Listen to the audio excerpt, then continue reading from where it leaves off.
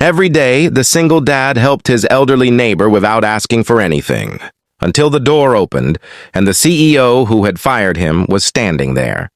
Michael Turner never imagined losing his job with one short meeting. After 12 years of loyal service, the company's new CEO thanked him for his time, handed him a termination letter, and said the business was moving in a different direction. Michael didn't argue. He simply packed the family photo from his desk, picked up his lunchbox, and walked away.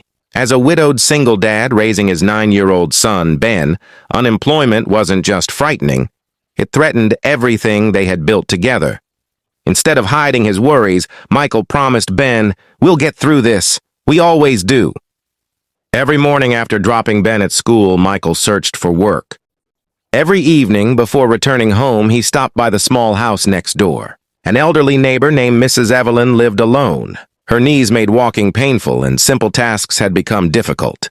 Without being asked, Michael mowed her lawn, carried groceries inside, repaired leaking faucets, and read her favorite books whenever her eyesight became tired.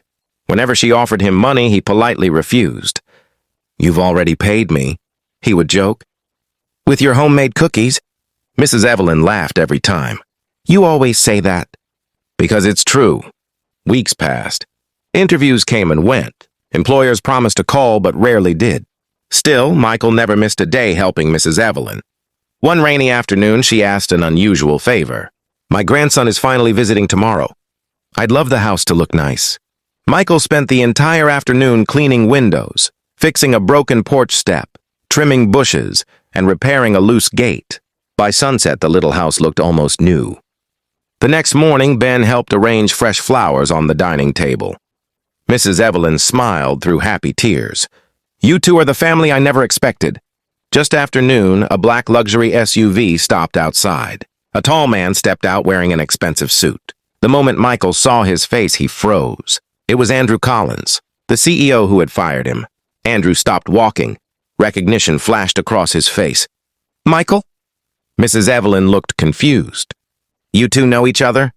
Neither man answered immediately. Finally, Andrew spoke. "He worked for my company." Mrs. Evelyn smiled proudly. "He also takes care of me every single day." Andrew looked around the property. "The garden, the repairs, the fresh paint."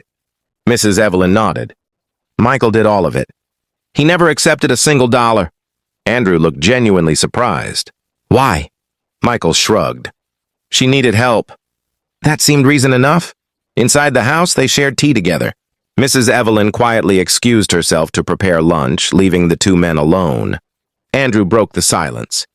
"When I let you go, I thought I was making the right business decision." Michael smiled politely. "I know. No hard feelings." Andrew shook his head. "There should be." "I never learned who you really were." Michael didn't respond. Andrew continued. "After you left, several employees resigned. They all said the same thing. You were the person everyone trusted." Michael looked down at his cup. "I was just doing my job." "No," Andrew replied softly. "You were doing much more than that." Mrs. Evelyn returned carrying lunch. During the meal, she told story after story about Michael.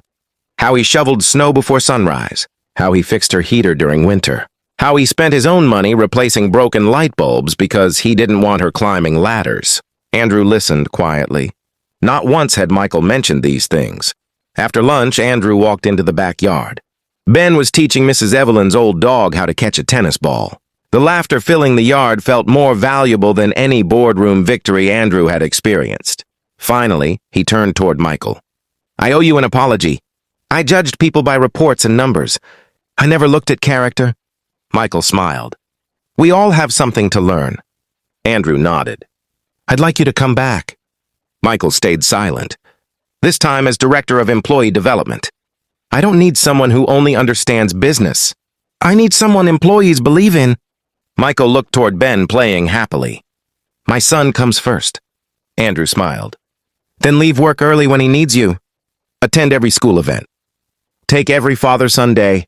I won't ask you to choose between your family and your career." Michael thought quietly for a long moment. Then he extended his hand.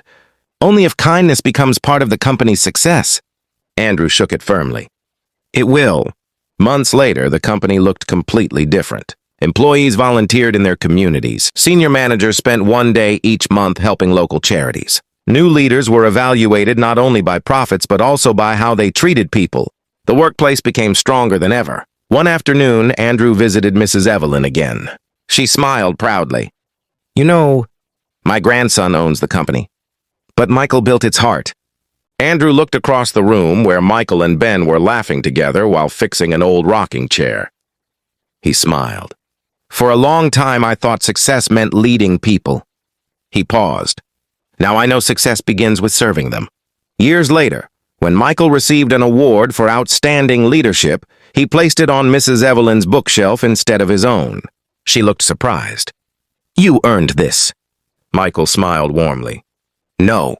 It started the day I knocked on my neighbor's door." Sometimes the greatest opportunities don't come from impressing powerful people. They come from quietly helping someone who can never repay you.